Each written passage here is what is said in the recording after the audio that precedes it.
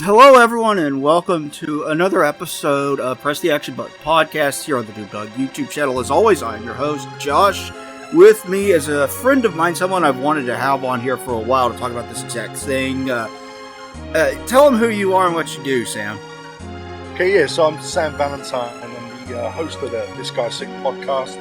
I make a lot of memes, and I talk a lot about video games and movies, and I genuinely kind of just build communities and try and get like-minded people together for a chat. Yeah, Tim and I have a lot in common in a lot of different ways, so I thought this would be good to have him on. And he agrees with me when I say this. Modern gaming kind of fucking sucks. Not kinda. I mean, it fucking sucks. It's a vacuous platform for corporate mollycoddling, is the way I'd see it, and that's only one problem. You know, there's multiple problems. Yeah, so where do we even begin to talk about what's wrong with modern gaming? I mean, that is there's so much. Yeah, I think you can start.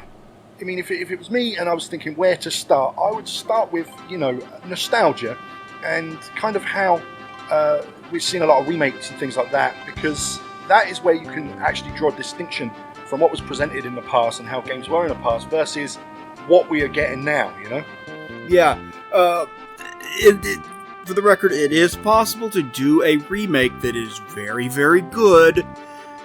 Go play the remake of Resident Evil and Resident Evil 2 if you want prime examples of this. Yeah. But then there are other games where it's like, why the fuck would you remake that? Like, Dead Space and Resident Evil 4 spring instantly to mind. We're supposed to be getting remakes of both of them. Why? I mean, have you played them? Yeah. I mean, I've got a lot of love for them, actually. So I'm very tepid towards these future remakes. Yeah, I absolutely adore both of those games. I've played both of them on the channel in the past. I've reviewed both of them. You can go watch me sing praises to high heaven for both of those games if you really want to.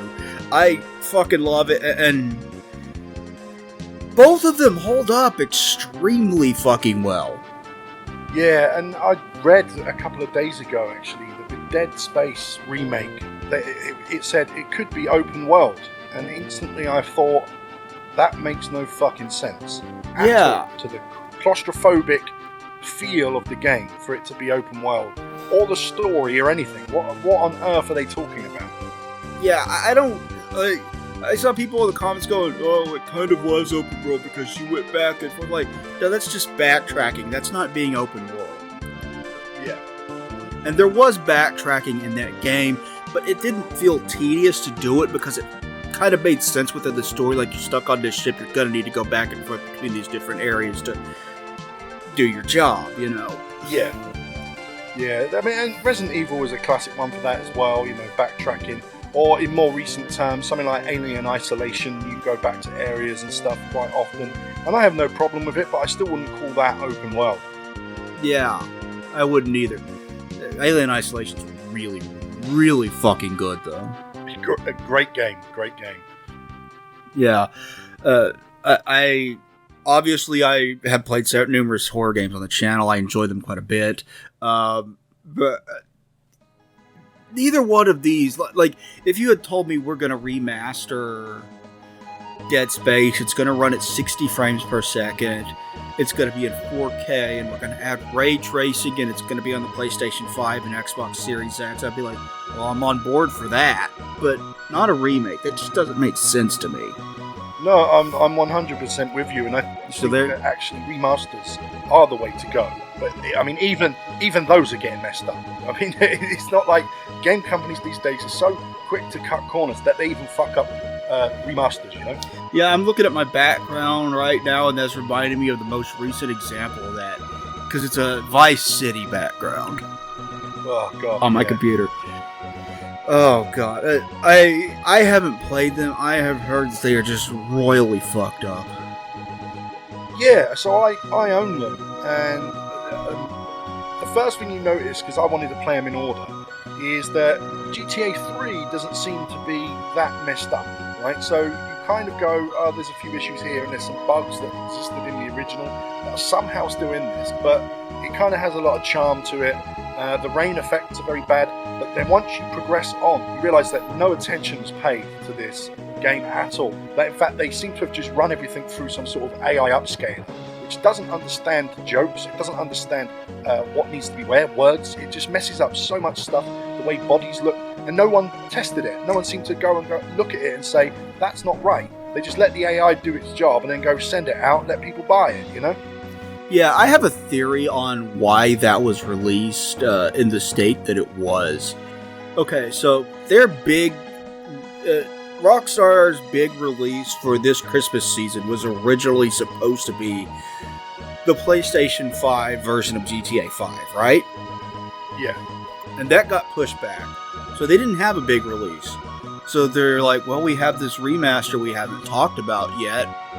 We'll tell them about that and push it out the door. I think that's what they did. No, and again, it's very indicative of how studios work these days and why the gaming industry is so bad, is that they also have these very strict deadlines to get games out. And they have times of the year where they want their Christmas sales. And if they have nothing, they will do something like push an unfinished game out just so they can get the money in, not realizing the irreparable damage they're doing to their brand in the long term. Yeah, it pisses me off. And we have seen examples of this game releasing incomplete or games releasing just buggy messes over and over and over and over and over again in this generation. I mean, you got Fallout 76 was a big one. You got Anthem was a big one. Cyberpunk, which you didn't have that much problems as far as I understand, but a lot of other people did. Yeah, Cyberpunk was a strange one. I was playing on a PS4 Pro, and I didn't have as many issues as a base level PS4 have, but I still got crashes. But that was it. I was mostly getting crashes. I wasn't getting these like game-breaking bugs that everyone else was. But then once I played it again on a PS5, even though it hasn't been upscaled yet to the PS5, it ran so much smoother that it wasn't as bad. I think out of all of them, the ones you've mentioned, the very worst game I played on day one has to be Anthem. I mean, that thing was just void of anything. It was so boring and dull. You know, BioWare took a big loss on that. You know, I'd rather them continue Mass Effect, which luckily they are, than work on these titles that they're just rushing out to make a quick buck. Yeah, that one broke my heart, man. It's like, what happened to you, BioWare? And it's the second one that they've done in this generation that was like that, because Andromeda was also a mess at launch. It was, yeah, and again, like when you look at the writing level of a game like Andromeda versus the original trilogy, it's night and day. You can see that not only was Andromeda a buggy mess with weird facial animations and didn't really work very well and kind of janky controls. Also, the writing level seemed to have been toned down. It was like a stupefied version of the level of writing we got in the originals. Again, this is another issue with modern gaming. Everything seems to be so homogenized and safe, and it's just the topic is a meaty topic where there's so many issues going on, but I think they all intertwine with each other. Yeah, they are, and the writing being terrible just kind of gets into the woke shit kind of thing, because that's got a lot to do with it, because I'm sure you have noticed as well as I have that every single time they start putting that into the games or the movies or the TV shows, the writing just gets worse and worse and worse.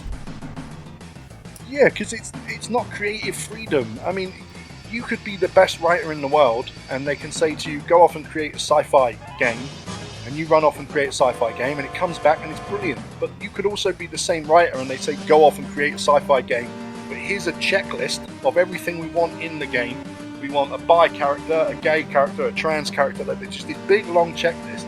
Now you're constrained, like your ability is now chained up in places because you have to add these things to something without it being an organic part of the story, because you have a checklist to work through.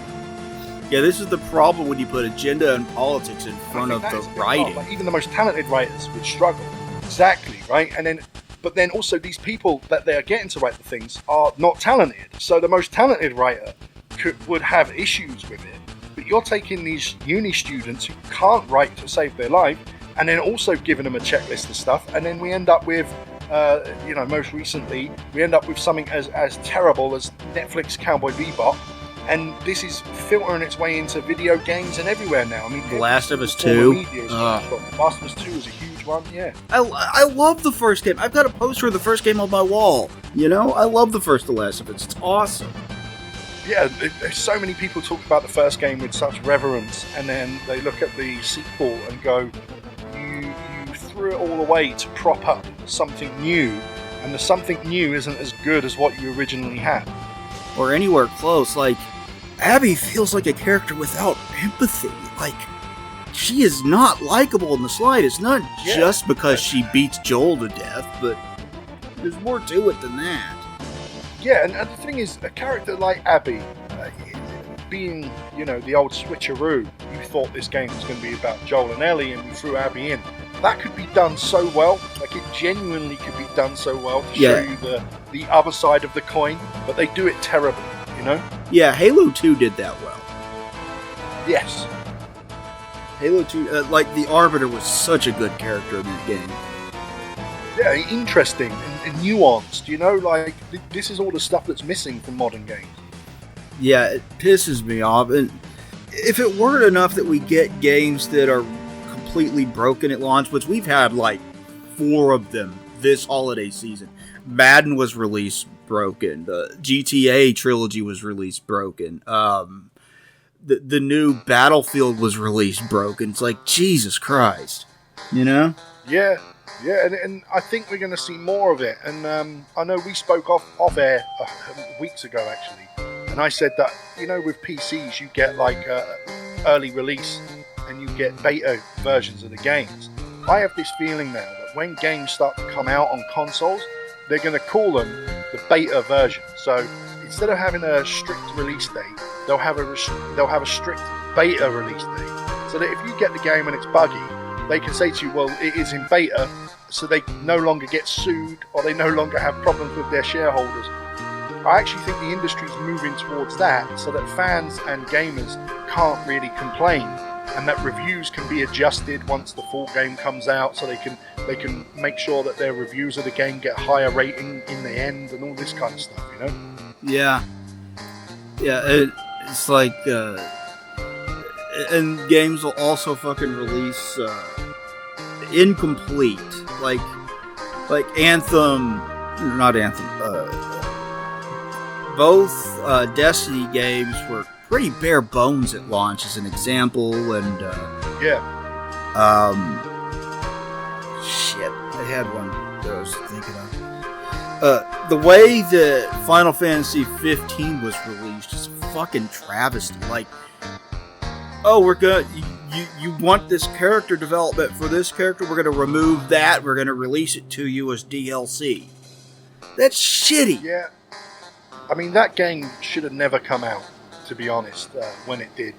And the way that was in development hell for 10 years, to see that final product put out in front of you, you could tell off the bat that this had been in development hell. If you'd never read the stories of Nomura being brought in, brought out, removed, story elements changed, different people taking over different areas, if you didn't know all that, when it was presented to you, you would sit there and go, what the hell were they doing for 10 years? What were they actually doing for 10 years to present us with what we got at the start of Final Fantasy 15? Yeah, and for the record, I like that. I like when I played that game better than I ever liked 13, but that's not exactly high praise. I just fucking hated 13. That was a complete game at release, sure, but God, this writing is just so fucking bad. Yeah, I mean, that game suffered from some of the worst writing I've ever seen in a video game, because it was trying to be smarter than it had any right to be, and it actually just came across as stupid. It was trying to be so smart, so on the nose, and so up its own arse, they ended up just being, downright stupid. Yeah, like, it feels like a story where they forgot to put in exposition. Like, how do you do that? Yeah, they forgot to put in exposition, and then they forgot to kind of fully flesh out the lore. I mean, a lot of the lore was just half-assed and half-finished. Yeah. Which is a shame, because concept-wise, some sort of apocalyptic race killing another race and using them for like their own means could be done very, very well. Just not with the people that made 13. Yeah, 13 was a travesty. They can't do that game very well because they are not talented enough to do that game very well. Yeah. Yeah, how many teams that actually work for Square proper are talented enough to pull something like that? I'm like, maybe the 14 team. I'm not an MMO guy, but I keep hearing that the writing's actually good. Yeah, I think they're the only people in Square Enix right now that could deliver a Final Fantasy of quality. Is those guys. I don't think anyone else there can. Maybe the guys who make Nier games, they could possibly deliver upon your expectations for a decent Final Fantasy or at least a decent game. But I mean, look at Square Enix, the downfall of that company, Marvel's Avengers, and I mean they're just in a bad state. The PC port of Final Fantasy VII Remake, I mean they just don't know what they're bloody doing at the moment, that company. Yeah, it fucking sucks, because I mean, Final Fantasy VI is my favorite RPG of all time. I love the series. I want it to be good, you know? Yeah, no, I'm with you. I want to play Final Fantasy and feel the way I did playing 4, playing 5, playing 6, playing 7, skip 8, playing 9, 10, playing 12. I want to feel the way those games made me feel. And I haven't felt like that from them since 12. I've never felt that way about Final Fantasy since 12. 14 I did enjoy, but I'm like you. I like it, the writing's good, but I don't ever feel as connected to a video game when it's in an MMO. I always feel more like a spectator when I'm playing an MMO. Yeah, MMO, I can't get into them. I don't know what it is. I just cannot get into the MMO style of gameplay. I just get bored. Yeah, they're long and they're a big time sink and a big investment. It's like I never get involved in any of the raiding stuff. It's not for me. So I play them for the story. I finish the story and then I'll wait a couple of years for the next story to come out. Cancel my subscription and just wait, you know? Yeah, I get that. I thought about doing that with the Knights of the Old Republic MMO. I never got around to doing that though. Yeah, I heard that one was actually decent, like decent writing and shit. I mean, there's a lot of decent writing out there if you can find it. You know, that's the problem. And so many games come out now, whether they be MMOs or whether they just be normal video games, where you have to. Your time is worth something. You know, like the time you spend playing games, relaxing, is worth something to you. Nothing is worse than picking up a video game and the writing to be terrible and the game to be buggy. And you will have a big distrust towards companies for that. And it's not just that you distrust. You look at a company like Blizzard and how far they have fallen and the level of distrust. I mean, I'm at the point now where I will never play another one of their games. God, they've poisoned the well, you know? Yeah, the current state of Blizzard just depresses me. Diablo 2 would make it into my top 10 games of all time. I love the first Diablo. I love StarCraft. I love Warcraft 1, 2, 3. Like, I loved Blizzard. They were awesome. Yeah. And granted, I haven't played much from them since I started focusing almost exclusively on WoW because I never got into MMOs, but I still hate to see them, the current state of the company with all the allegations and the lawsuits and how they sound like they really badly deserve to get bitch slapped. They do, and the thing is, right, it depends, even if you are a gamer who goes, I don't care about the allegations and stuff like that, which there are a lot of gamers out there. Look, it's a product. If I enjoy the product, I buy it. I don't care about these allegations. The way they've handled rectifying the allegations by, you know, changing paintings in remasters of Diablo 2 so that the breasts are now no longer exposed, and they've got like a big burqa on. You know, they're walking around like they're from Afghanistan. You know, a woman from Afghanistan instead of skimpy outfit they wear. And how they've tried to desexualize these characters in the remakes and remasters of games and future editions. And they're saying, because we've had sexual abuse allegations, what we're going to do is we're going to desexualize characters in video games. And to me, that seems like such a stupid rationale. I don't know how they can jump from, actually, you should be sorry about the stuff that's gone in your company, your games. It doesn't reflect on that. I don't understand how you put 2 and 2 together and made 5 that way. Yeah. Oh, we changed the name of a character in Overwatch. Please forgive us. No! Yeah, that's not good enough. That's not the part that's bothering people. I don't understand who they have in their PR department that's making these decisions, because they should be fired. I guarantee you almost no McCree mains knew that McCree was named after a person at Blizzard until Blizzard pointed it out. Yeah, I didn't know that. I mean, not that I was a big fan of the game, but I know the characters' names. I had no idea that it was named after an employee. Yeah, I didn't, you could have just left that one alone and focused on making yourself a better, less shit company instead, but you chose to do what basically amounts to a PR stunt, and you got laughed at for it because you fucking deserve to get laughed at for it. And this is just this is just one company. I mean, there are so many companies like Ubisoft. I mean, they've essentially just not addressed any of the problems that happen there. They've kind of just ignored them in the hope that they go away. And for them, if you actually look at it, it's kind of worked for Ubisoft. I mean, Blizzard have gone out of their way to give PR stunts and make all these big grand gestures, but not change anything behind the scenes. Whereas Ubisoft didn't make all these big grand gestures, but fired a lot of people, and they seem to be in a better position than Blizzard do, and Ubisoft are scum too, I mean, it's not like they're not scum. Yeah, and I have a problem with the way Ubisoft kind of goes about making their games. Like, why does everything they do need to be open world? I think it's laziness.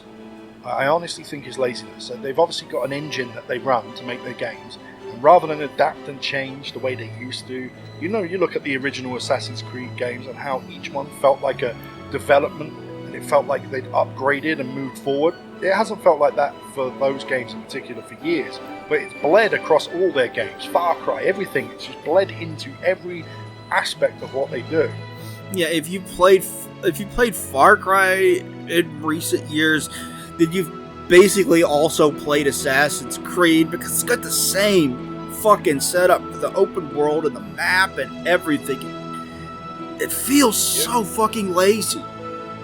Yeah, but again, it's because the creativity within these companies just isn't there. You combine that with this woke checklist that they have to fill out, which they absolutely are. I mean, you need to look no further than you need to look no further than what the Assassin's Creed, where they're like, yeah, female Vikings, historical accuracy be damned. Yeah, it's so dumb. And even with Odyssey, now I liked Odyssey. I actually thought Odyssey was a good game, but that's because I studied ancient Greece. So for me, it was better than most Assassin's Creed games, because I was getting to see the stuff I studied in front of me, and it was great to see that. However, making the canon character of the two, the canon former Spartan warrior, be a female, makes no sense to the time period. Women were not likely to be fighting. They most certainly were not mercenaries traveling from town to town to fight for money. That was definitely not happening. They were not hitmen for hire. This was not a thing in ancient Greece, but that's the canon story they want to go with. And yeah, again with the Vikings, it's just like, yes, shield maidens exist, but if you actually look at a shield maiden's role, it's not the same as jumping on a ship and sailing off to another country to claim it. I mean, these are two different things. Yeah. Yeah, and then they make excuses for it, like, well, it might have been this way, we don't really... Yes, we do know! Like, yeah, what was that one quote where the guy was talking about female soldiers in World War II when they were trying to defend Battlefield 5? I don't remember. Yeah, the worst thing is, one of the Battlefield games, they had black Nazis, and I just couldn't get... I was just like, how have you got black Nazis? It just makes no sense. Yeah. They probably try to justify it. Well, the Nazis probably captured some black people when they were doing their campaigns in Northern Africa. And no, just stop, please. Yeah, they would have definitely put them in the army. That's what they would have done with them. I mean, we know their history. We know what they were up to. It's not like, and it's just, but again, because they've got a checklist, and it's like, oh, in Battlefield you can play as the Allies or you can play as the Nazis, right? So if you choose a Nazi, they have to give you the option to be a woman, to be black, to be gay. I mean, they have to give you these options for your character.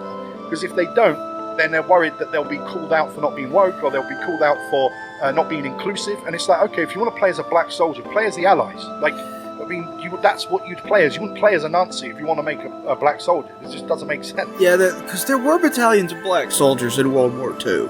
Now, they were doing their own fighting off from the other soldiers, but they did fight in World War II. Yeah, and then obviously the British had the West Indian war soldiers and the Jamaican soldiers. The British had a lot of those, and also Indian soldiers. There was a lot of versatility within the Allied forces. Obviously, and the Americans as well had lots of black soldiers too.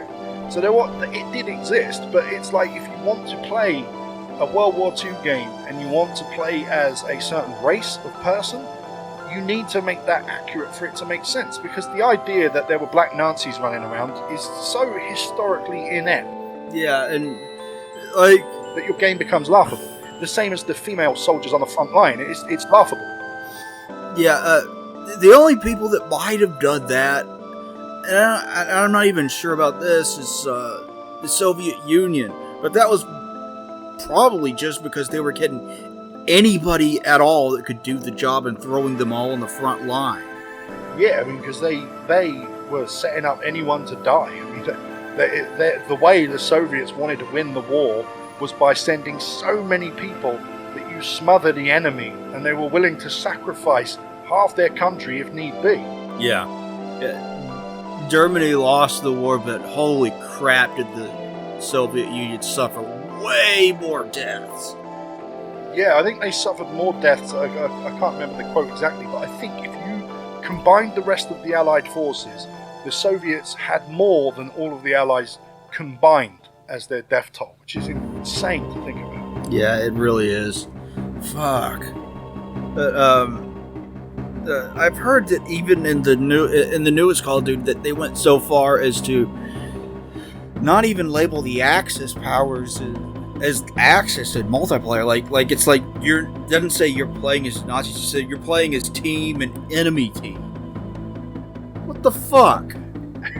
Yeah, I mean, it's almost going to get to the point where we've removed the Nazi symbolism from the game because we don't want to offend anyone. So they're not called Nazis anymore. They're called we've just called them the German World War II forces. You know, like they'll just say something like that. And again, it falls back on the wokeness, and it falls back on the sort of soft around the edges, cookie cutter kind of stuff that they do. Because if you look at that and you were to say, what does this mean for the gaming industry? Well, it kind of means censorship, right? That's one thing it means. It means that they're willing to lie about historical events when selling a video game. And it also means that in order to not offend anyone and to make maximum profits, they're willing to change things that simply shouldn't ever be touched or changed in any factor when you're dealing with history, but they're willing to go that far and do it.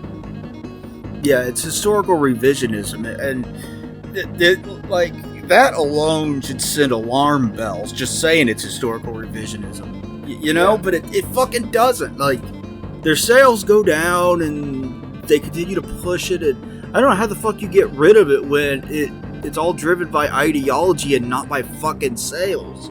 Like, how do you vote with your wallet when they're not fucking listening to you? You know.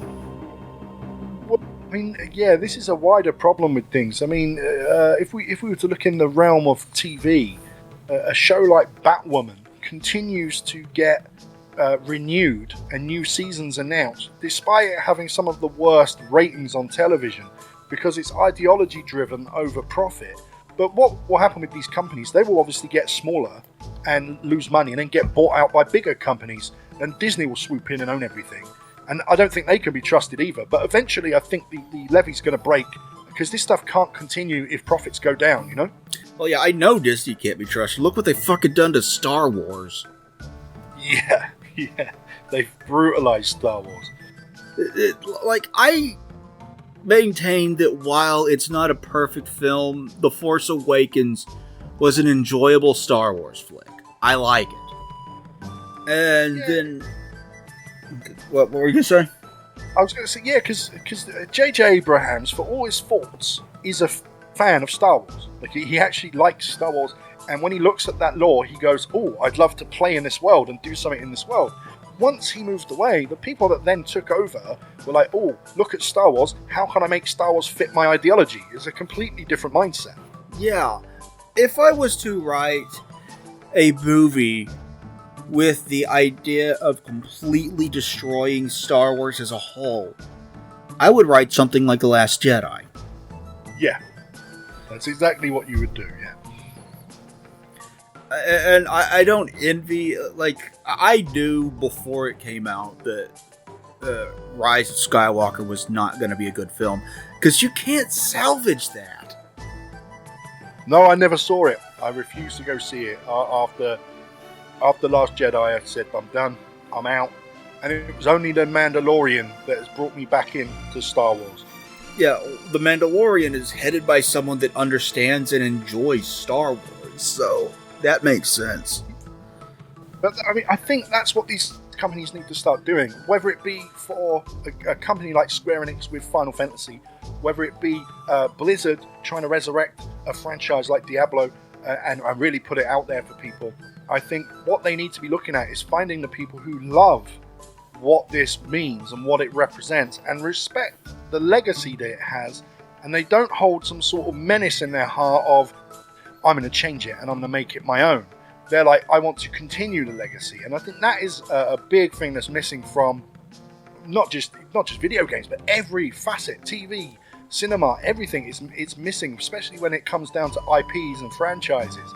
We've kind of got to a point where the people that now have these in their hands would rather rip them apart than continue the legacy. Yeah, I can understand what Rian Johnson was trying to do with The Last Jedi. He was trying to make a deconstruction of Star Wars. That's what he was trying to do. He just failed miserably. And it's not that can't be done. That's what Knights of the Old Republic 2 is. And Knights of the Old Republic 2 is really fucking good. I mean, that game is a masterpiece. You know, I don't like throwing around the word masterpiece a lot, but Knights of the Old Republic 1 and 2, they are masterpieces. Those games are incredible. Yeah, and like with more competent writing, I think you could probably get something good that deconstructs Star Wars and that. But the writing, it very obviously puts ideology over good storytelling, and it just suffers horribly for it. Yeah, it's arrogance and it's hubris and it's some sort of self-value over everything you do. And it's such a poor way of doing any kind of... I mean, there's zero work ethic involved in that. There's zero duty of care for what you're doing.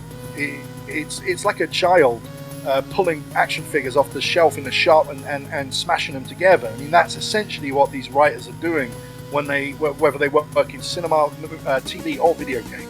Essentially, they are a child ripping things apart and smashing them together and enjoying themselves rather than entertaining those around them. Yeah, it pisses me off. And another problem that we haven't even touched on yet is we're sacrificing the freedom of owning physical copies for the convenience of digital distribution, and this is not going to lead anywhere good in the future.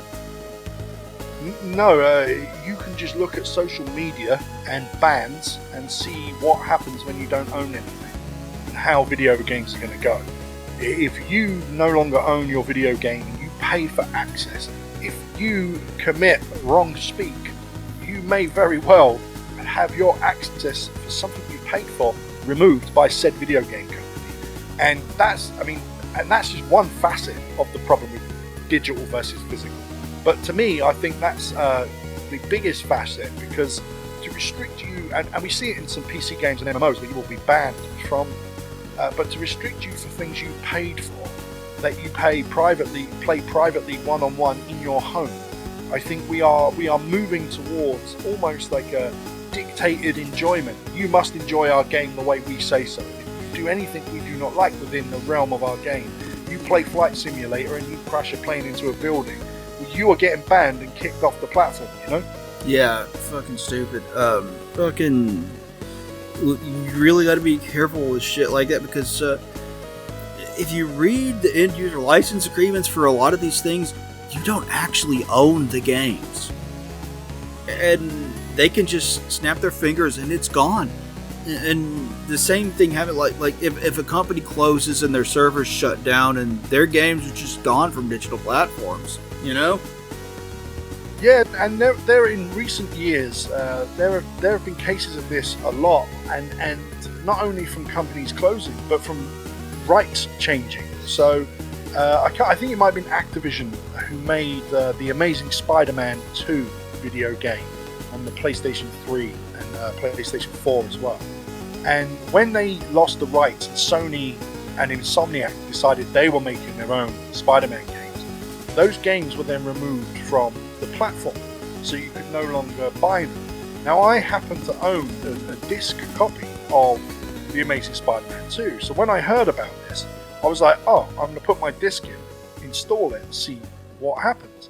So the game runs fine, but all the DLC content that I owned for the game, that I no longer had on my hard drive, I was now locked off from. I could never download the DLC that I'd paid for again, because the rights had changed and they decided that all this stuff is no longer playable because it infringes upon Sony's rights, even though I'm playing it on a Sony machine and they get a cut of that DLC sale, and they already have been paid for the DLC sale. Even though all this stuff was there was a point-blank refusal for them to allow you to download it, and that is just one instance. And I think there's a website that has a list of every game that has followed this thing, and we're talking about 500-600 video games that were released that are now no longer, even if you own them, you cannot download them ever again on consoles and on PC too.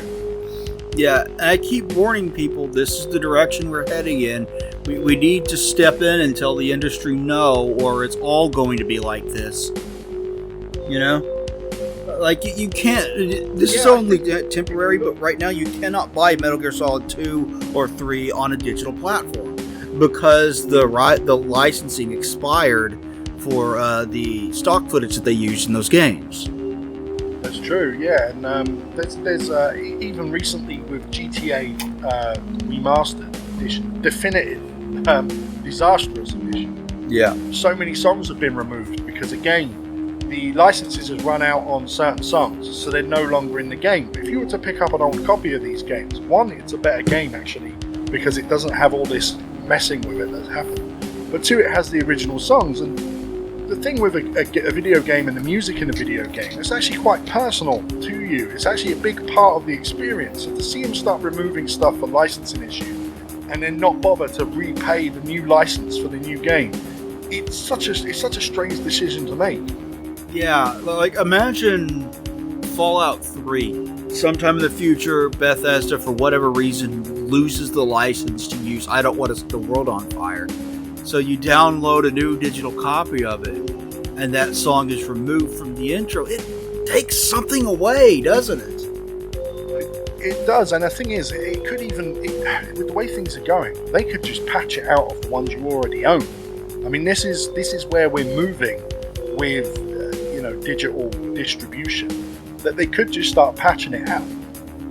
So you've got no choice. If you don't install the new patch, or if you reinstall your disk and avoid the patches, you can keep things. But they will patch things out, and they've been doing that for years in nerfing weapons in games, doing little tweaks through patches and stuff like that. But as time moves on, we're going to see things patched out of games that they see problematic, perhaps. That they see, a lot of people have complained about a mission in a game. So they patch it out, they remove content because there's been a woke mob on Twitter complaint that a character looks a little bit racial or something. Like you can see that's what's coming down the pipeline. And the digital distribution of games and these digital rights issues that are going on are going to be make or break, I think, for the gaming industry going forward. Yeah, they recently did something along those lines with the the VR version of Resident Evil 4, like when Louis Serra says, "I see the president equipped his daughter with ballistics too." They removed that line, so now it just seems like Ashley's being a dick to Louis for no fucking reason. You know? I mean, and again, it's just one example of like it doesn't like modern sensibilities do not need to come into period pieces or things from the past.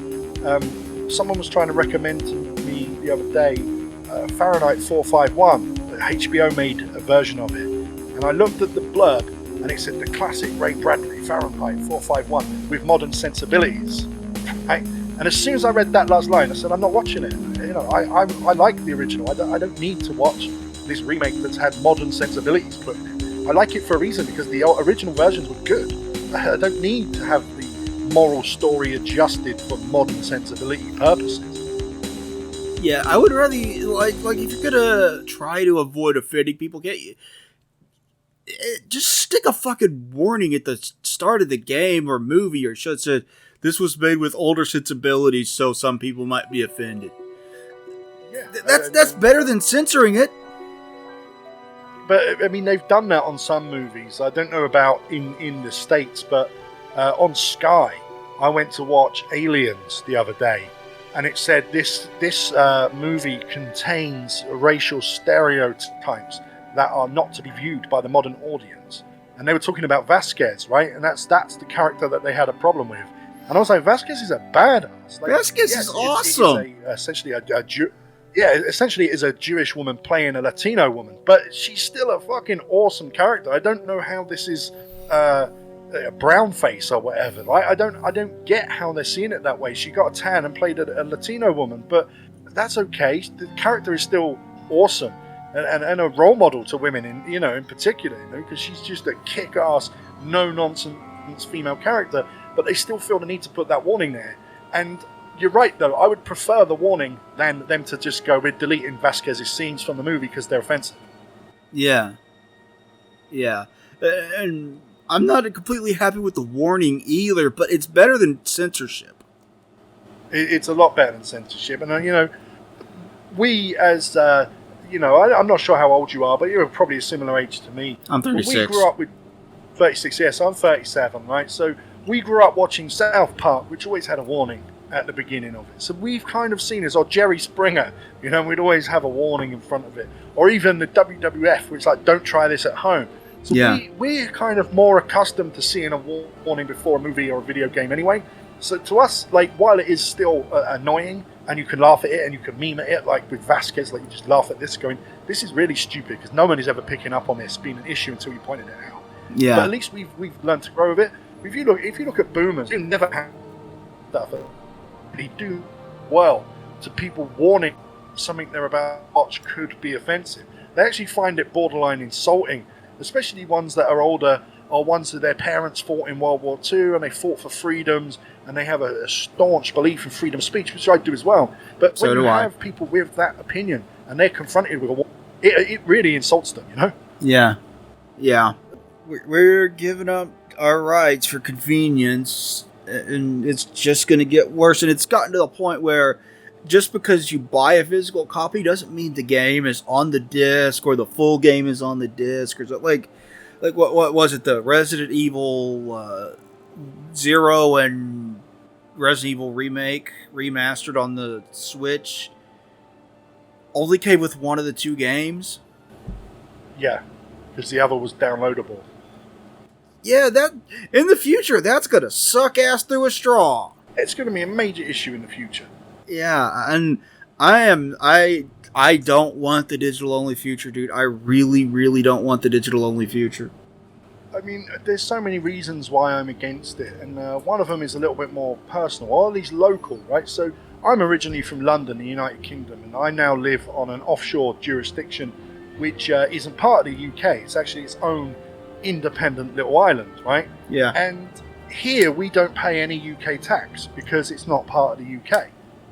So if I buy a game from a game store, it's cheaper for me to buy it than it is in the UK because I don't pay the heavy VAT on it. If I buy something from Amazon, Amazon will say the game is £40, right? So like $50.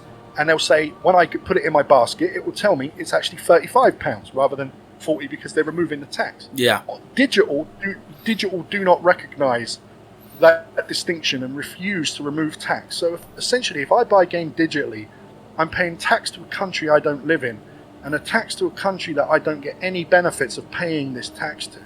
And they still charge it on digital. So that, I mean, even from like a small local perspective, digital is not the way to go for me. Yeah. I didn't know that you didn't technically live in the UK. No, I mean, I'm from the UK. You know, I grew up in London, but 10 years ago now, I left and moved to Guernsey. It's a small little island just north of France, and it's its own thing. And we still use the pound, and we still speak English, obviously, but it's very different here. Different laws. We've got no piracy laws here, thank God for that, which is brilliant. We've got full freedom of speech laws, and there's no one's getting arrested for mean tweets where I live, whereas they are in the UK. So I'm a bit lucky. I want to stay here, and I want to keep it the way it is. Yeah. Yeah, getting arrested for tweets is such fucking bullshit. It's insanity, and it's just a waste of time, right? It's a waste of police time. I mean, imagine being paid to question people over tweets. I mean, it's just stupidity. You go to the police and go, shouldn't you have like a stabbing to deal with right now? Yeah, there's been a couple of murders down the street. We're here to talk to you about your tweets. Did you reply to Obama with the letter N? Right? Do you know what I mean? Like, it's just like, why are you bothering me for? Your Honor, my judge, my client simply posted the letter N. He could not have predicted what other users were going to spell out afterwards. He did not know. He had never heard of such thing as an N chain before. Oh, that's funny. But yeah, we haven't even gotten into the live service model. I don't know about you, but I kind of fucking hate it too. Yeah, I'm a fan of it. I basically I like to play a completed game, right? And I know you're kind of the same. Yeah. Part of video games for me isn't just the gameplay. It's the experience. It's the journey. It's the story. Live service model means that story never ends. But more new games come out, and sometimes it's not even a story, they just add little dumb things to it. But other games come out, and I will eventually turn your game off. I mean, no matter how good your game is, even with Final Fantasy XIV, once I've completed the story, I'm no longer paying for a subscription. I'm turning the game off and playing something else. This is going to happen. So for me, the live service model of trying to keep me on their game at all times and trying to make me play their game over and over with loot or with whatever it is they want to add to it just doesn't work, because the experience of the game is over. And once that experience is over, I move on to something else. Yeah, I think the live service model comes from the train of thought of look how much mobile games are making. Let's try to do something like that. You know, it definitely does. But you know, who's playing mobile games? Honestly, it's Karens, right? It's mums playing Candy Crush. I mean, when they look at how much money these companies are making, they're not. I'm not going to call these people, they're not gamers. Technically, they are. They're playing video games, but it's a different core audience. Yeah, that's what I want the industry to understand. The people that are going to go play a game like Destiny or some shit are not the people that playing fucking games on their cell phone, okay? You know? Yeah, they're completely different. And then again, the people, if you look at consoles and stuff, the people that are playing Metal Gear are not the same people who are playing Fortnite. Metal Gear Survive doesn't need to exist. These two things do not cross over. That game is insulting to me. Metal Gear is one of my favorite franchises alongside Doom. I love it to death. That game is insulting to me. You know? Yeah, just even the idea of making a Metal Gear game, let alone an online multiplayer nonsense like that. But the idea of making Metal Gear without the blessing of Kojima itself is insulting. Let alone what they end up doing with it. And Metal Gear can be made without Kojima directing it. It's been done before and done well. When it was, it still had his blessing. I mean, he's still signing off on it. He's still consulted in the matter. Yeah, like the Metal Gear Ghost Babel for the Game Boy Color. Not enough people play that, but if you like Metal Gear 2 Solid Snake, you'll like Ghost Babel because it's basically the same type of game and it's great. I've not played that. I need to check that out actually. I've got an emulator, so I know I can check it out. Yeah, here in the United States, it was released just under the name Metal Gear Solid, which was confusing because we also had Metal Gear Solid to PlayStation on store shelves at the time, you know?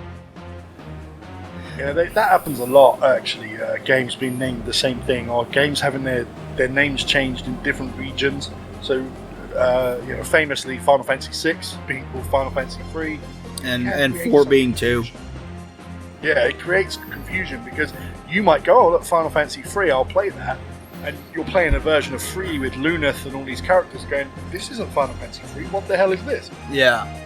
Yeah, they should have just stuck with the name Ghost Babel. What it's not canon. What it is kind of an alternate universe, what if kind of sequel to Metal Gear, the original. Oh, no, that's cool.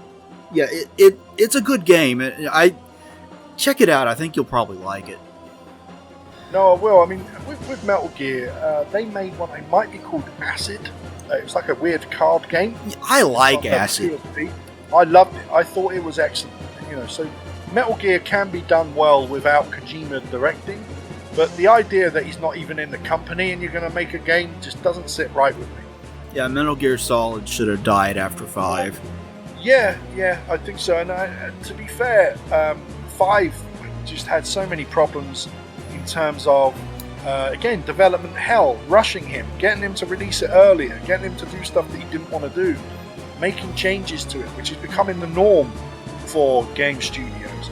And, Konami are barely a game studio anymore, but it's becoming the norm with so many video games where they just mess with the creative vision of the director and the writers, that you end up with a game as rubbish as, say, Anthem is. Where too many people have got their fingers in the pie, that the pie ends up not being able to be edible at the end of it. Yeah, this game was not designed by a designer. This game was designed in a fucking board meeting. Yeah, and I think that's where the crux of every issue we've spoken about here, whether it be wokeness, bad writing, digital distribution, video game companies acting like scumbags behind the scenes, shafting each other, treating their workers like shit.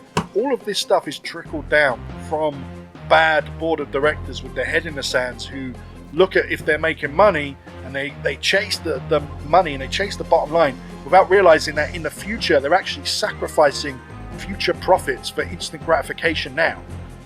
Yeah, that, and I think they pay way too much attention to Twitter. Twitter is... I think too many people pay too much attention to Twitter, unfortunately. Twitter is not real life. It's not representative of real life. It's full of all the people that got banned after Tumblr banned porn, okay? It's just cram-packed full of those idiots with warped worldviews, living in their echo chamber, and it gets worse all the time as they ban more and more dissenting voices. Yeah, and it's to see the influence that Twitter has on people is disturbing to me. And even worse is the influence that TikTok has on people. But I think that's a conversation for another time. I refuse to put that shit on my phone. That came installed on my newest phone, and I uninstalled it. One of the very first things I did. Yeah, it came installed on my phone when I got it, and I remember opening it up, and I didn't know much about it at the time. And I looked through some videos, and I was like, okay, I can mock people on this, right? So I can use this to mock idiots. I used it a little bit, and then I started reading about, about everything this app is trying to do, about the fact that there's like spy operations going on and all this stuff, and the fact they're stealing your data and it's all going to the CCP. And as soon as I learned all this stuff, I was like, this is gone. Like, I'm not using this again. I'm turning this thing off. Yeah, I don't fucking blame you. Like, I already didn't like it because there are just a whole shitload of insane people on it, and then I was like, started thinking like, oh, this is just fucking Chinese spyware. That's all this is. Yeah, and there's more to it as well. Like, I recently actually watched a video of someone comparing TikTok in China to TikTok in the West. So if you turn TikTok on in China, it's called Daojing, right? It's the name of the app in China. Mm-hmm. It's the same app.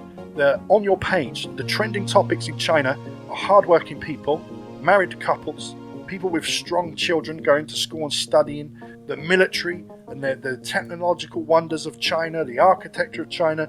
This is what trends in China. This is what the app pushes to the front, so that when the Chinese people open the app, they feel pride in their country and their people. When you turn the app on in the West, you have people with 500 different pronouns. You have boys dressed as girls. You have race debates arguing with people. You have bad snow art of George Floyd, right? Like the whole thing that they push in the West as trending topics versus what they do at home should show you what this app is really about. You know, it's almost like a hypnotizing the West into believing a certain core set of values, which they at home do not believe in themselves. Yeah. It was so much better when all of this shit was just contained to Tumblr. Yeah, it was, yeah. Since Tumblr banned porn, it got on Twitter and other sites, and now it's just a fucking cancer destroying everything in its path. Yeah, and the influence on Tumblr, for example, on video game writing is very apparent with games like Life is Strange being put out there. That is Tumblr, the video game. Yeah, I mean, but who is actually paying money for that? The sales for these games can't be that high. They genuinely can't, but because when they're online, they see all the fan art and the borderline pedo bait and all this other stuff from these weird people on Twitter that were former Tumblr people. They actually think that the fan base is huge. The reality is these people don't have jobs. They're not paying customers. They're not buying your product. They're just in their own weird little world, and they do not represent the rest of the gaming community at all. In fact, they're such a minority that you shouldn't be catering to them in any way, shape or form. But here you are, making multiple games based on stuff that no one wants to play, and then wins awards. You know, Life is Strange won Best Narrative or something at the Game Awards this year. I mean, what narrative? The girl's got her feelings hurt. I mean, that's the story. You got me curious, and I looked it up, and this says, as of May 2017, more than 3 million copies have been sold. Are you fucking kidding me? I mean, that's more than I would think it was, but that's probably global, and I wonder if that includes Game Pass and giveaways and all that as well, which is probably included in that. Yeah. Yeah, like, outside of really woke gamers, like, you don't hear anybody say anything about Life is Strange unless they're making fun of it. Go ahead. Yeah, if it's being mocked, you hear people mock it, and that's about it. Yeah, and like, who the fuck is buying it? I genuinely don't know. No, but the weird thing is, like I said, I know I own it because it's on Game Pass. So do they? I've never downloaded it, but do they tick me off as an owner of the game because technically I've access to it? That's what I wonder when it comes to games like that. And they give it away free all the time. The original Life is Strange. They give that thing away on PS Plus, on Xbox, all the time. Epic Game Store give it away. And I wonder if they include that as a sale on their figure. That's what I think they do. Yeah. That might be it. Like, a whole bunch of people going, oh, I'm curious about this game. I'm going to download it for free and give it a try. And then they want to go up online and fucking make fun of it. I don't know. Yeah, that's all it's there for. I mean, God knows I like making fun of it, you know. Yeah. It's easy to make fun of because it's like everything that we hate about a site like Tumblr and Focus and shit like that in one fucking video game. That's what it is. I mean, it's just it's almost too easy to mock it. Yeah, fucking your game literally stars neon hairs. Congratulations. Yeah, well done. Yeah, Land Whale, the game. How many of them are black trans lesbians? Is there more than one? Secretly, they all are, and then they do a little J.K. Rowling at the end, or they don't like her anymore. When it's like you, the player, were a gay trans lesbian all along. Yeah, they don't like her anymore because she says, you know what, women are women. Novel fucking concept. That is the worst thing you can ever say to a Life is Strange fan, is that women are women. Or a Discord admin. Don't say it to one of them either. Yeah, don't say to Kingdom Hearts fan, she's too young, bro. They're not going to listen. They've already crossed that line. They've already met their cellmate. They're fine. Oh, I just had to throw shade at that. Like, that doesn't have anything to do with what we're talking about. I just had to throw that joke out there. But, yeah. God, the gaming industry sucks nowadays. I hate the way we get microtransactions to death. Like, with the in-app purchases in the store, and then they put it on them. Every single time you pause a game that's got it, it's a menu reminding you to, hey, come purchase our shit. Like, I don't want to spend $10 to make my armor blue, okay? Yeah, no, like, microtransactions is probably the worst crossover for mobile gaming that we've started to see. I think out of all of them, because they work on gambling, economics, and addiction mindsets and fear of missing out, I think they are the most erroneous thing in the gaming industry, because they make them the most money too. When you look up, like FIFA, for example, how much money they make off game sales versus how much money they make off microtransactions, it pales in comparison. And without those microtransactions, they would not be the juggernaut that they are in the gaming industry now.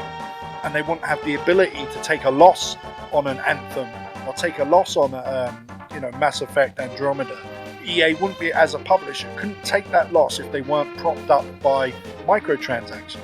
So technically, microtransactions are kind of to blame for poor quality games, because they wouldn't release poor quality games if they weren't propped up by children using their dad's credit card to buy football players.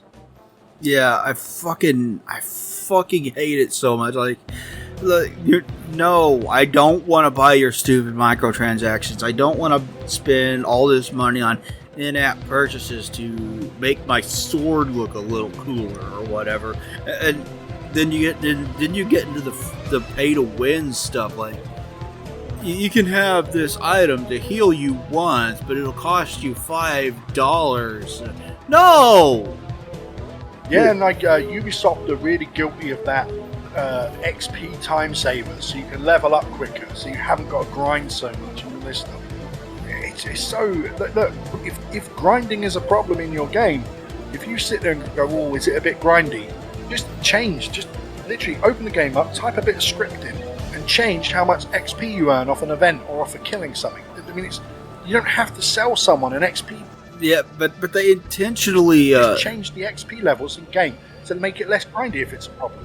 But they intentionally make the XP levels shit to encourage you to buy the XP booster. Yeah, they create a problem and then sell you the fix for it. I mean... Yeah, it pisses me off to no fucking end, dude. Like, I'm... That alone will get me to stop playing a game. You know? No, yeah, I'm with you. In fact, like, actually seeing things like that in a game, if I was doing like a Game of the Year awards, like with my podcast, we just recorded one, if a game has microtransactions in it, I would not give it an award myself. I would never nominate it for an award knowingly if it has microtransactions in it. So, if your Game of the Year, someone says, why isn't Fortnite your Game of the Year? Because it's got microtransactions. And by proxy, it's never going to be a Game of the Year because it's a vacuous, money-sucking, soulless game. Yeah, that's how so many of them feel. You cannot convince me that COD Warzone isn't a soulless, vacuous, bunny-sucking game, you know? Yeah, and the problem is that even games that I like, franchises I like, have done it. When we had the second Square Enix Deus Ex came out, and you could buy Praxis kits, I mean, the bad taste that put in my mouth, where I could just cheat, essentially. I could pay to be stronger. Just really pissed me off, actually. And especially for a game, it's a single-player game. Why are you selling me microtransactions in a single-player game? Yeah, it does. Yeah, it doesn't make any sense. That game was good. It didn't need it. I do not understand why Square refuses to go back and make a new game in that series. Like, now would be a good time. People got all hyped up for Cyberpunk and were let down by the less than stellar launch of that, and that would have been a perfect time for Square to swoop in and go, hey, new Deus Ex. You know, they didn't do it. I was shocked they didn't do it. Honestly, I said this to people at the time when I think Cyberpunk had been out and Square Enix were doing their announcements a few months later. And my prediction was we're going to see a very short Deus Ex teaser. Because if they are smart and they want to make a large-scale Deus Ex game, maybe even a remake of the original Deus Ex, which is a fucking beautiful game, despite it having limitations in gameplay-wise in comparison to games now, I just expected the logo to flash up and we see maybe some like robot arms being installed, some augments being installed on someone, and that's it. That's all we see. And when it didn't happen, I said I looked around the room and I looked at the other guys on the podcast that I do and said, they're leaving money on the table. I mean, they've literally just left money on the table and walked away. They've not capitalized on something, but instead they announced Guardians of the Galaxy and they announced a new Life is Strange. And I'm looking at Deus Ex thinking, why aren't you touching this? And not just Deus Ex, even other games. Like, why is there no more Chrono Trigger games? Like, what is going on? Yeah, the Guardians of the Galaxy kind of surprised me because that was coming off the heels of the Avengers game that left a bad taste in everybody's mouth. Like, this looks so much like the Avengers game that nobody's going to be fucking interested in this, right? Yeah, and the thing with it as well is a couple of the guys on my podcast have played it, and they said it's excellent, and they almost didn't buy it because of the Avengers. So and I'd imagine there are people out there that didn't buy it because of how bad Avengers was. And if the game is good, it's probably not going to make as much money because of what Square did with Avengers to upset everyone. Yeah, so the smart money would have been push back the Avengers game to give people time to get the Avengers out of their mind and announce a Deus Ex game instead. Yeah, or you announce both and you carry on as planned. Because if they had announced the Deus Ex game, it wouldn't have been in development yet. I mean, that's the big thing. So they would just be doing a teaser. So they would still need their Christmas lineup. But the announcement would have got people buzzing, especially if they marketed it towards the Cyberpunk fans who were let down. I mean, if that was their target audience, was Cyberpunk fans who felt left down, the buzz they would have got and the industry gratis they would have got from people, and the expectations would have been high. They could have then said it's not going to be out for another 3 years, but it wouldn't matter at that point. Like, at that point, the hype is already there. Yeah, it just baffled me. Like, I can sense it. We're going to get a new Deus Ex. They're going to capitalize on this, And they didn't. It's disappointing. Yeah, and no one else has. That's the other thing. No one else has tried to pick up a big Cyberpunk IP. Like, no one's gone, we're making Neuromancer, in the Gibson universe as a game. No one's done it. No one said, we are going to, make a big budget Blade Runner game. No one's saying this stuff. It's set in the Blade Runner universe. But yet, we get a new Matrix, so there's still a market audience for cyberpunk fiction and movies and games, but for some reason everyone's kind of buried their head in the sand to it. I have very little hope that movie's going to be good. Yeah, I think no one's changed more than the Wachowskis, so let's think that if their worldview has probably changed more than anyone else, so yeah, their creativity has shifted too. Yeah, they came out in 2019, 2020, and said that the original Matrix was about being trans, and everybody with half a brain went, no, it wasn't.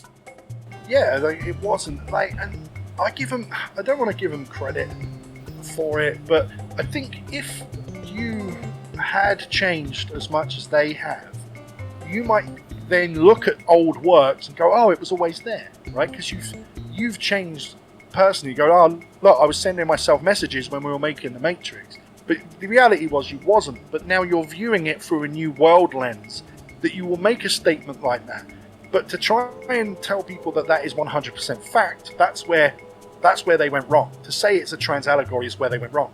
If they'd have just said, when we look back at the Matrix, we can see signs, no one would have had a problem. Yeah. But the way they said, oh no, it's a trans story, yeah, people have an issue with that. Yeah. I have zero. I think, as far as I know, the only Cyberpunk game coming down the pipeline right now is System Shock Remake, which I'm actually really excited about. It looks awesome. Yeah, with the idea of System Shock without janky controls really excites me. So yeah, and all the gameplay I've seen looks gorgeous. I'm really excited about that one. I think it's going to be. I think it's going to be an eye opener, and it's one of the very few games in the future I'm looking forward to. Actually, there are not a lot of games on the horizon that I'm excited about this year, and I think for the first time in many years, I look forward to next year and go, I don't really know. Maybe Elden Ring. I don't know. You know, I'm not. Yeah, I'm right there with you, dude. Nothing is grasping me this year. Yeah, I'm right there with you. Like, apart from that, I can't think of much that I'm particularly excited about. And that they've all. Go ahead. No, I'm saying they've also been very close guarded. So a lot of companies just aren't announcing shit. They're just holding back. I mean, I guess God of War that could be coming next year, but it could be the year after. So maybe we get a new God of War. Because we've only seen teasers, we've not seen anything substantial from it. Maybe Final Fantasy 16, but again, we've not seen anything substantial from it. So, yeah, Remake Part 2. When the fuck are we going to get any kind of information on that at all? After this PC debacle, I would be very shocked to find we know anything until the end of the year, the end of next year. Yeah. What they're going to do is they're going to take so goddamn long that they're going to kill the hype, and then this next one's going to sell like 3 million copies. Yeah, I mean, the original remake Part 1, has already kind of split the fan base in half. They've very much like taken the hype from 7, and a lot of people have gone out, and I'm not playing anymore. A lot of people have said this. So you've already split the fan base. To then have a terrible PC launch on top of it, is going to disgruntle PC players from playing it anymore or buying it any future installments. That when they get to Part 2, I can see that doing substantially less sales than Part 1. Yeah, that's my fear. Is we'll get Part 2, it'll sell just enough to get Part 3, and if they don't finish it in Part 3, we're never going to see it finished. You know? I think so. Yeah. I agree with you, and I don't think the work ethic from the people behind the team is there to get this finished. And I don't think they have the ability anymore to put out a game like this. Yeah, I think the foundation for a great game is there with Part 1, but oh my god, the pacing is just so fucking bad. Yeah, I mean, the best things to me about it, I genuinely enjoyed the gameplay, and I love the combat. The combat's awesome. And the only thing I would do is add a jump button. I think I mean, that's the only thing I would add. Yeah. But it was a lot of fun. It was so fluid and just genuinely enjoyable. I think the problem comes from the world building aspect. When they try to add something new, they kind of miss the boat. When they take something that was in the original and they make it larger, like Jesse, for example. When they take something that we already saw in the original and they just give us more of it, it kind of works, right? And they actually do really well with it. Yeah, I like that they. I talked about this in my fucking guy wants video to have on sex with his motorbike, and you're scratching your head, going, "What on earth is this?" Yeah, I liked that they fleshed out Biggs and Wedge and Jesse into actual characters. But then Roche, I'm like, are you gonna give this guy a point? Yeah, I was the same. I was like, what is he? What is his point? Why is he even in this? Like, is he going to come back? No, we never see him again. He just kind of disappears. Yeah, he's in one chapter of the game. I thought they were going to bring him back when you do the motorbike thing when you're escaping the Midgar, and they didn't even do that. Like, what? Yeah, instead you fight Jesus of Fate. You fight Space Jesus that controls Fate instead, which was a very weird way to end. Yeah, very confusing. First couple of hours of what was essentially, maybe 4 hours in the original game. Very strange way to end it. Yeah, the once you got to the last 2 chapters, you got the explanation of the time ghost or whatever. Things just rapidly descend into nonsense.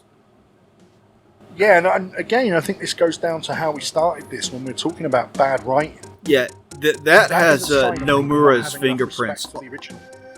Yeah, that has Nomura's fingerprints all over it. And the guy who wrote 13 as well was working with him, and that has his fingerprints on it as well. It's like the two of them did a Dragon Ball style fusion technique to create that dogshit ending. Yeah, and it sucks. It sucks because aside from the pacing, prior to the last 2 chapters, I was like, this is mostly faithful, and I kind of like it. Yeah, no, I felt the same. I was genuinely enjoying it until we got to the end, and then I was just left kind of flabbergasted with what they did. Mm-hmm. I get it. Like, I said enough about the fucking remake in my long ass video on it. I talked about it for an hour and 45 minutes. Yeah, I watched your video. Yeah. Well, thank you for watching. I do appreciate it.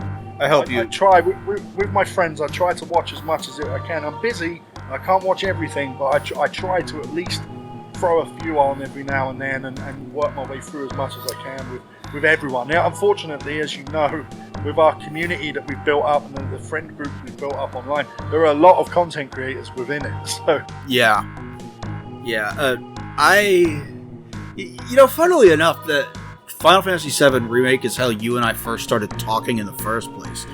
You remember? Because I got a poster of it. I was like, hey, Sam, you want this? Because I knew you had a podcast and you were talking about the remake on the podcast and shit, so I thought you might want the poster. And then I took it to FedEx or whatever, and I found out that shipping it to wherever you live was going to be retardedly expensive. Yeah, what they do is, right, I often get things sent to my grandmother's house in the UK and have her ship it over because it works out cheaper than getting it shipped directly here, because they whack on some ridiculous fee for the fact that once it hits the UK it goes on another boat, which the boat is actually runs all the time. There's no issue with that.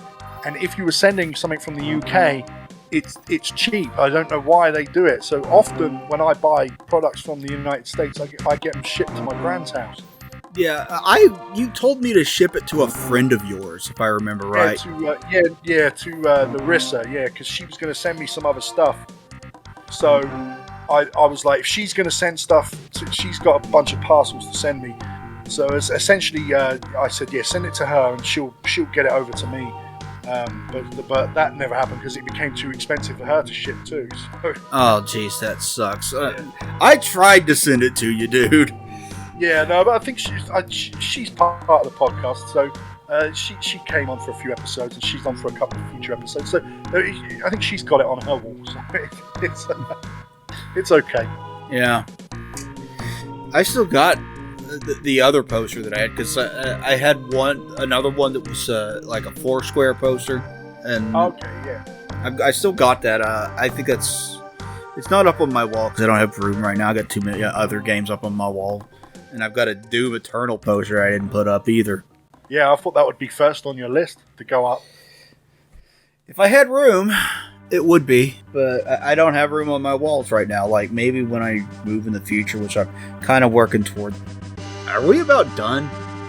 I think so. I think we're about done. I think, I think we are done. Unless we want to make ourselves miserable by talking even more about why things suck. Yeah, well, we've been doing that for like an hour and 20 minutes now. Yeah, exactly. Yeah. I want to be happy. I don't want to be miserable. Yeah. And it's unfortunate because video games should be a source of joy and happiness, but right now the industry's in such a flux. Yeah, I hate the current state of the industry. I hate modern gaming. Just there's so much wrong with it, and I don't want to stop playing games because I enjoy playing games.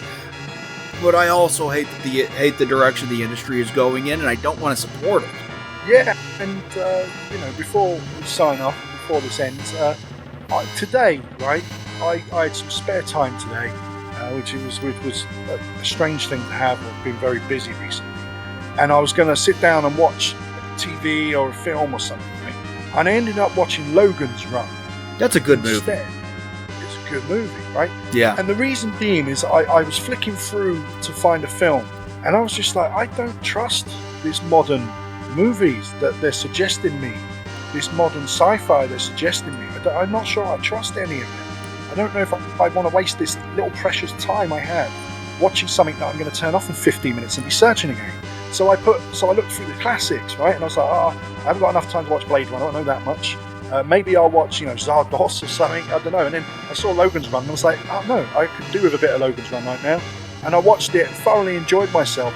And I think it's the same with video games. I'm probably more likely to throw on a classic and play a retro game than I am to play a new game right now because of the way the industry is gone. Yeah, I can tell you right now, I have spent more time on my Xbox One X playing older games than I have games actually built for the Xbox One X. No, I'm the same with my PS5. Playing old games or playing games that run smoother, so there's less loading time than there normally would be, as opposed to playing a new game. It's like the recent run of games I did was Fallout 3, Fallout New Vegas. I went back to 4, but the game is still so buggy that I ended up not playing it. So I started Human Revolution again, and I went to play that instead. And well, I do actually have games sat here that I've never played that are new, that came out this year, and I just have no desire to jump into them. Yeah, Human Revolution is such a good fucking game. So are both of those Fallout games. I love both of them to fucking death. Yeah, no, they're great games, and they feel like a complete experience, and I feel like they're untainted by some modern sensibilities, as we've already mentioned.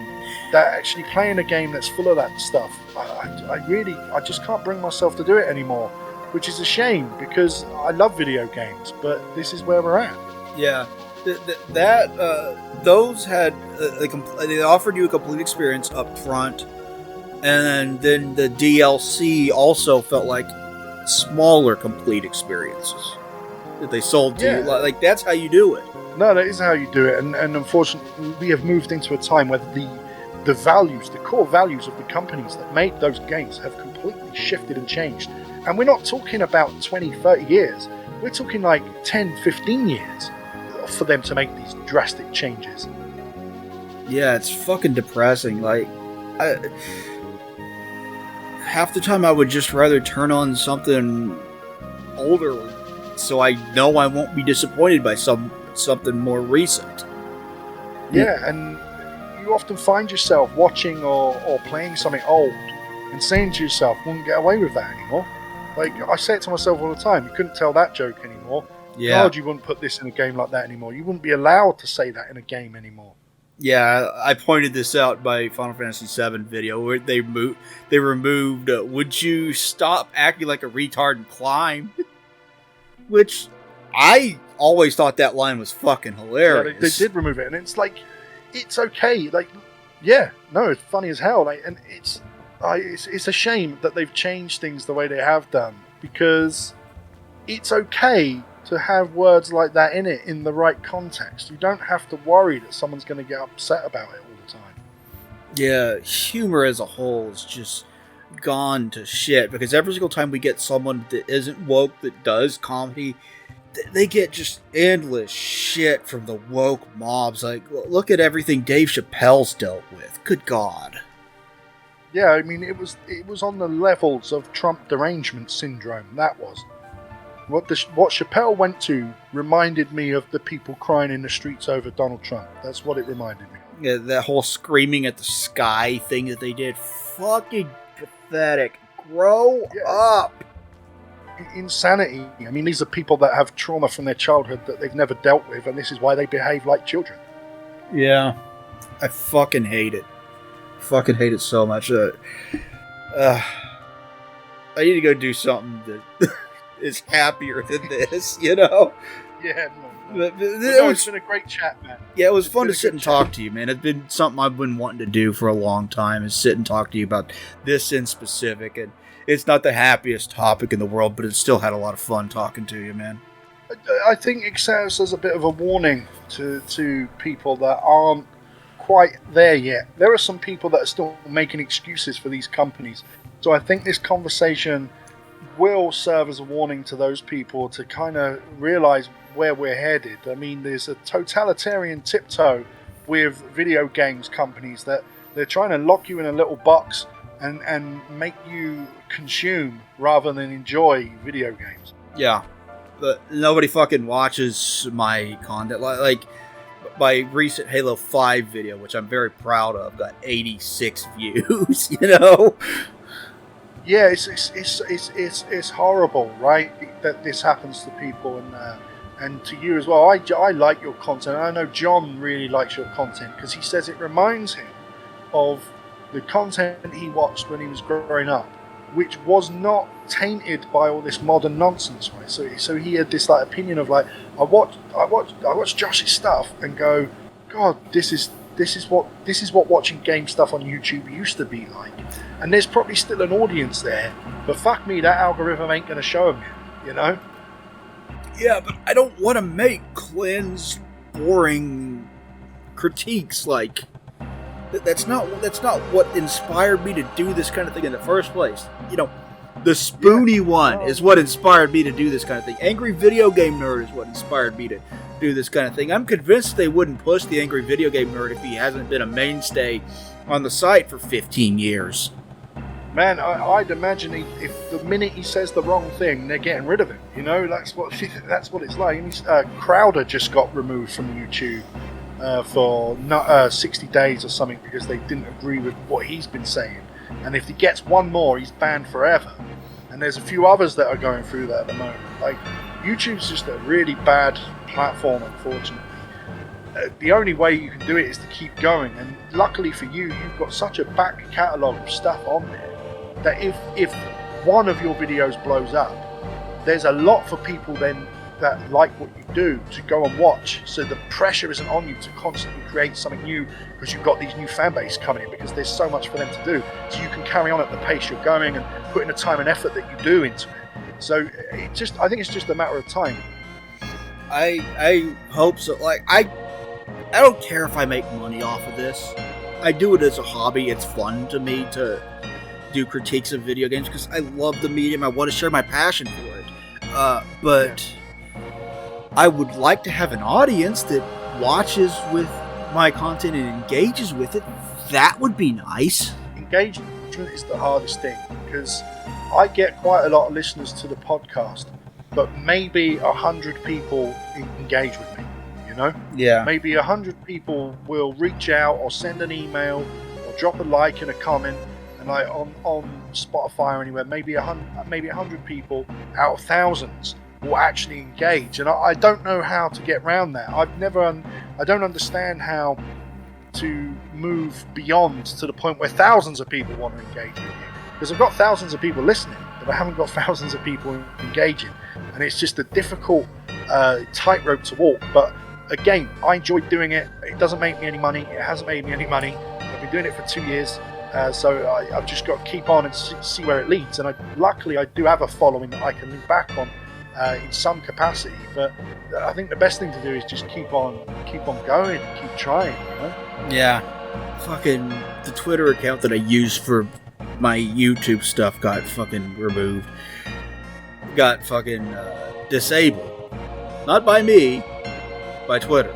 Yeah, it was because I jokingly said, if they screw up the Knights of the Old Republic remake, I will burn them to the ground. And Twitter took that as a serious threat and removed my account. How could anyone see that as a threat? Because, first of all, who's they, right? That's not actually directed towards anyone. Yeah. You know.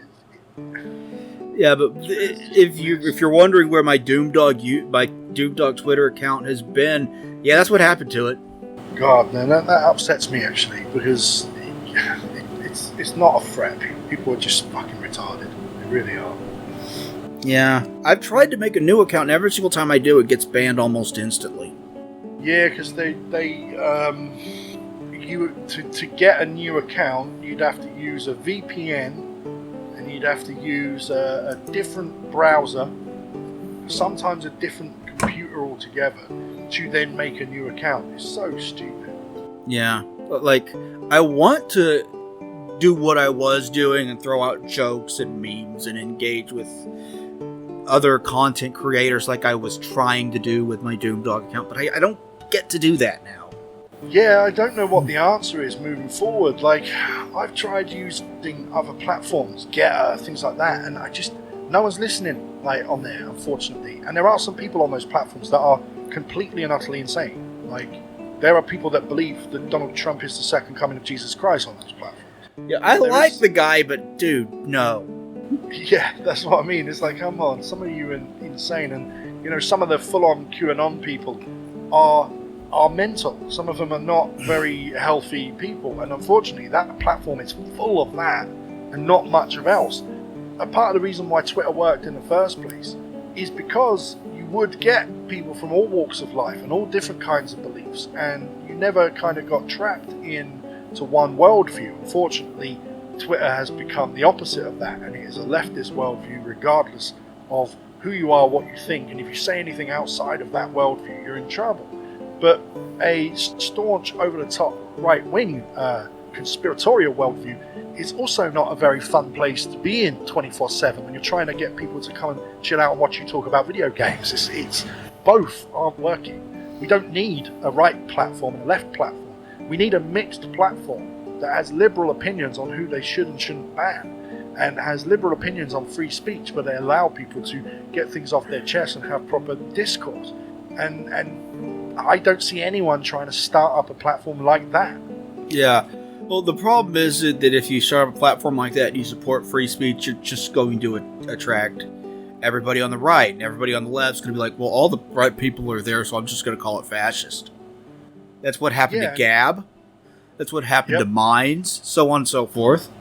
Yeah, and unless you could have all the people on the right in one go leave Twitter and join one of them, so half the Twitter users actually up and leave, then maybe, you know, Minds, Gad, or Getter would actually be a place worth having, because you'd also have the people that are sensible on the right as well. You don't just have the lunatics, you also have the people that you want to follow, you want to interact with. Yeah, like I throw up posts on Gab and Getter and Parler, and I never get interaction there. No, same. I've never been able to. Even answering people, like people I know, like the Quartering, right? He's on my friends list, Jeremy. Like I know him a little bit, because when he was doing exclusively games, I was looking at possibly doing something for them at the time, and that failed. Exclusively games failed, and it didn't work out.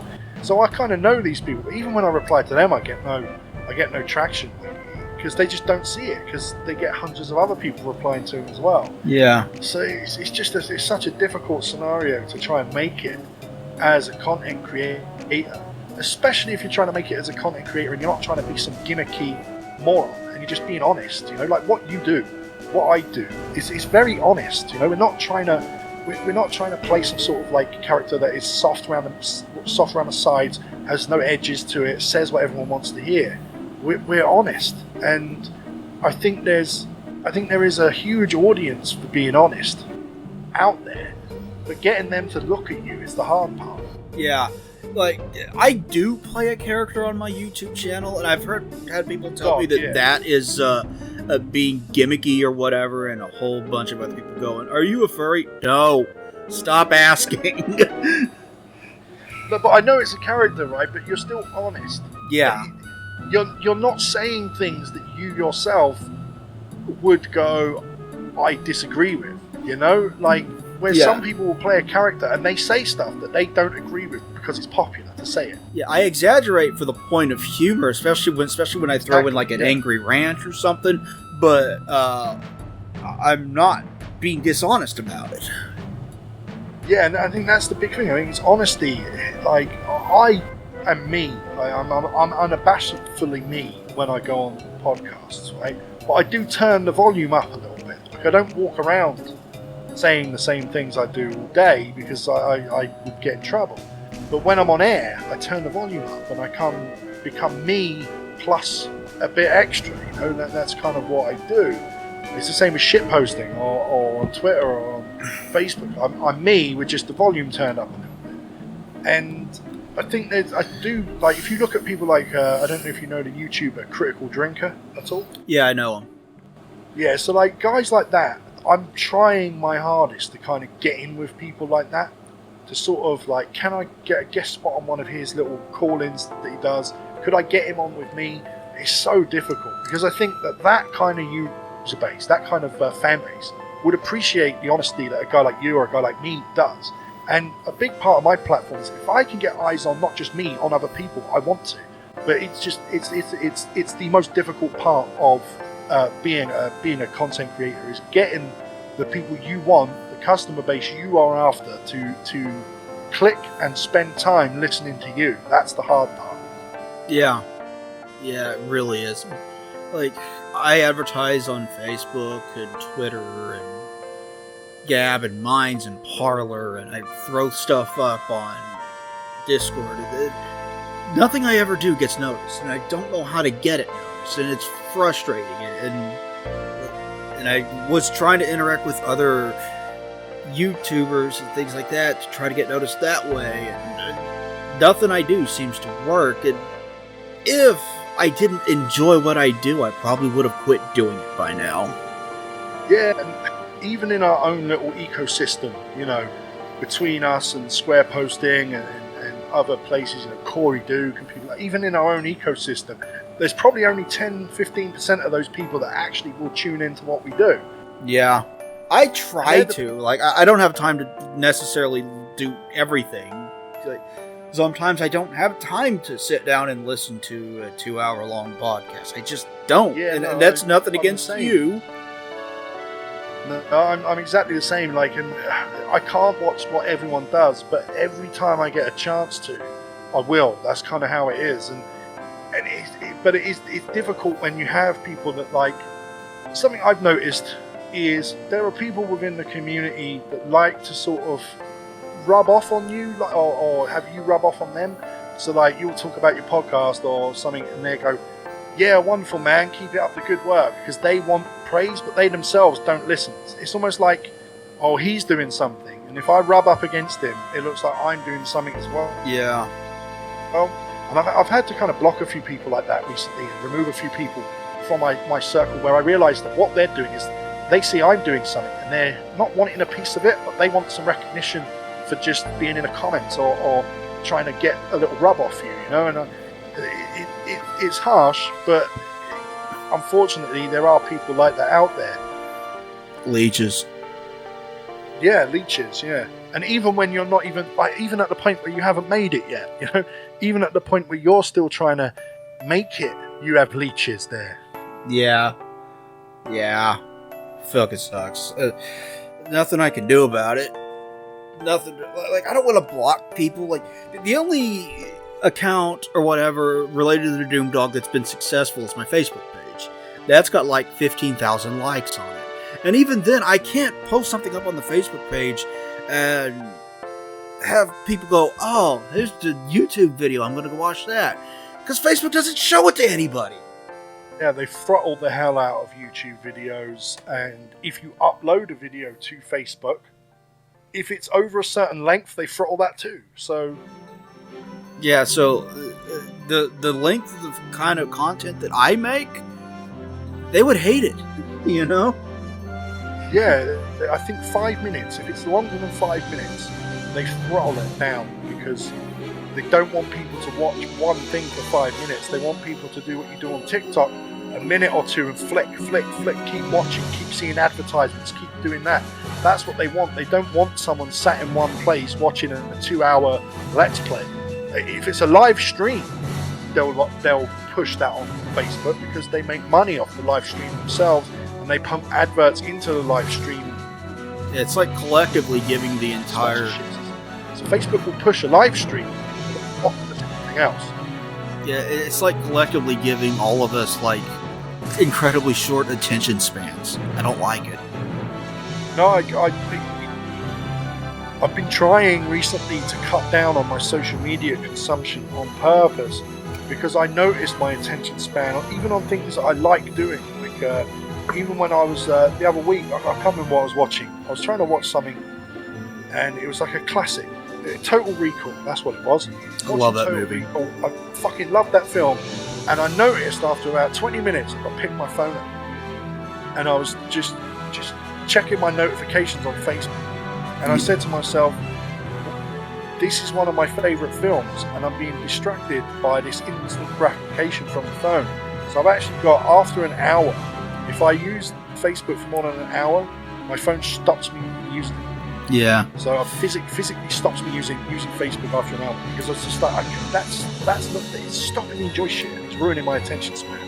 Yeah. And boy, have we gone off on a tangent way away from the original topic of this podcast. Yeah. Well, it's all kind of intertwined and interlinked a little bit, but yeah, if you want to do a sign off, and then you can edit it how you like. Yeah. So, thank you everybody for watching, or listening rather. Please like and comment and share your thoughts below on the modern gaming industry. We'd really like to read it. If you want to find Sam, I will leave a bunch of links in the description for you guys to follow to find him. But please like and share and all that shit that I'm required to say at the end of these videos to remind you to do. Yeah, they know the drill. I'm sure they've heard it a million times. Yeah, I say it at the end of every fucking video. Every content creator says it at the end of every fucking video. We'll talk to you guys later. Bye, everybody. Yeah, see ya.